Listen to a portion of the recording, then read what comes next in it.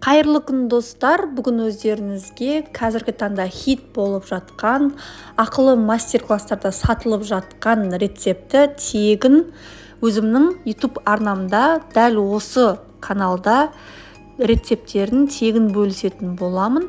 Осы пирогтарды көру үшін видеоны соңына дейін қараңыздар. Қазіргі жасайтын менің пирогым ең бірінші шоколадты пирог жасаймын. Достар, арнама тіркелмеген болсаңыз, міндетті түрде подписаться батырмасын басып, тіркеліп алыңыздар. Ендеше пирогымыздың жасалу жолына кірсек, алдымен пирогымыздың коржын, яғни қамырын жасайтын боламыз. Ыдысымызға жұмыртқамызды жарамыз, оның үстінен қантымызды саламыз, және қантымыз ерігенше жақсылап осылай венчикпен араластырамыз, және бөлме температурасындағы сары майды саламыз, жақсылап үшеуін араластырамыз.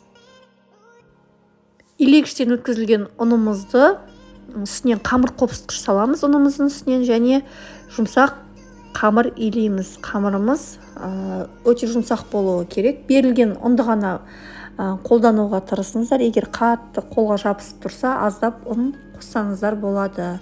Және осы илеген қамырымызды салафан қалтасына салып, мұздатқышқа кем дегенде жарты сағатқа қоямыз. Енді пирогымыздың салмасына кірісейік. Табаны қалың ыдысымызға сары майымызды саламыз, және менде мұнда шоколадтың Қазақстан шоколадын қолдандым. Осылай жақсылап газда жай отта араластырып алдым, және суығанша оны қойып қоям. Және басқа ыдысымызға жұмыртқамызды жарамыз, оның үстінен қантымызды саламыз, жақсылап араластырамыз.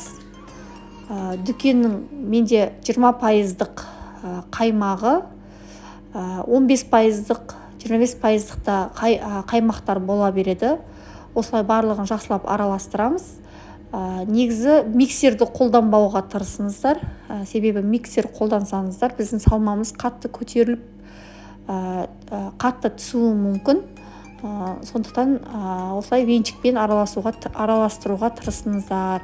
Мұнда жаңағы ерткен шоколадымызды салдым, және оның үстінен крахмал, жүгері крахмалын және какаоны салдым. Жақсылап осылай араластырдым біркелкі болғанша.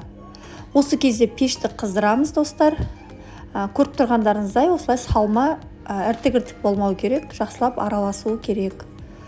Мұнда мен қамырымды бортикпен жасап қойдым, шаншқының көмегімен тегістеп, және салмамызды осылай саламыз, және қызып тұрған пеште 180-200 градуста 30-40 минуттап толық қызарғанша пісіріп аламыз.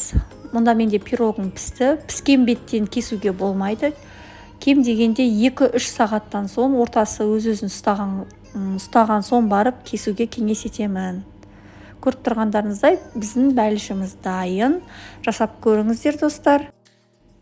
Достар, екінші пирогымыздың аты маковый пирог. Құрамына мақ қосылады. Үгітілмелі қамырмен жасалады. Өте керемет болып шығады бір жасағаннан. Көріп тұрғандарыңыздай, осылай ортасы осындай болады. Енді жасалу жолына кірісейік. Алдымен қамырын жасаймыз пирогымыздың. Оған жұмыртқамызды, қантымызды және бөлме температурасындағы сары майымызды барлығын жақсылап араластырамыз. Алдын ала илегіштен өткізілген ұнымыздың үстінен қамыр қопсытқышымызды саламыз, жақсылап араластырып, жұмсақ қамыр илейміз. Илеген қамырымызды салафан қалтасына салып қоямыз, қаязып қалмау керек, және тоңазытқышқа кем дегенде жарты сағатқа қоямыз. Табаны қалың ыдысымызға сүтімізді, оның үстінен осылай магымызды саламыз, және орташа отта қасықтың көмегімен араластыра отыра, осы сүт тартылғанша жақсылап араластырып қозғап отырамыз. 5 минут, 7 минуттың көлемінде осылай сүті толық тартылады, және осыны суытып қоямыз. Және ыдысымыздың үстіне сүзбемізді саламыз, оның үстінен жұмыртқаларымызды жарамыз, Оның үстінен дүкеннің 20% қаймағын, оның үстінен қантты саламыз, және қалауларыңызша ванилин салсаңыздар болады. Егер ванилин жоқ болса, онда ол міндетті емес. Мен ванилин қостым, кішкене дәмі иісі болсын деп, және кукуруз крахмал, яғни жүгері крахмалын саламыз. Жақсылап осылай блендердің көмегімен араластырамыз. Бізде сүзбеде түйіршік болмау керек. Енді осы блендермен сүзіп алып, барлығын жақсылап араластырған соң, ең соңында осы сүт қосылған магымызды саламыз. Жақсылап араластырамыз. Достар, егер сіздерде блендер болмаса, алдымен жаңағы творогымызды, яғни сүзбемізді ситрадан өткізіп алсаңыздар болады, сонда біркелкі болады. Енді қамырымызды жаямыз. Осы кезде ұмытпай пешімізді қыздырып қоямыз, өйткені бізге пеш қызып тұру керек. Ұнның көмегімен, оқтаумен осылай тегіс етіп қамыр жаямыз. Және қалаған формамызды алып, осылай жаңағы орналастырамыз формамызға. Жан жақтарын бортик жасаймыз, және шет жақтарын тегістейміз, және шаншқымен тескілейміз. Себебі біздің жаңағы пирогымыз піскенде корждары жақсы пісу үшін, толық пісу үшін. Енді салмамызды осының үстінен құямыз. Құйған кезде шет жақтарын жаңағы барлық жеріне жететіндей орналастырыңыздар, жарай ма? Осылай қасықтың көмегімен барлық жеріне салмамызды орналастырып аламыз. Және қызып тұрған пеште 180-200 градуста 35 минуттай, 40 минуттай біздің коржымыздың шет жақтары қызарғанша пісіріп аламыз.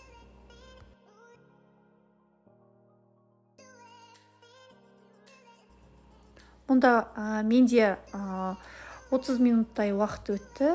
Осылай толықтай пісті. Енді бұны суытамыз. Достар, толықтай суытып, формасын өз-өзін ұстағанға дейін 1 сағат, 2 сағаттан соң барып, жаңағы ортасын бөлуге кеңес етемін. Себебі ыстықтай бөлсеңіздер ағып кетеді. Менде мұнда 1 түн тұрды. Осымен біздің пирогымыз дайын.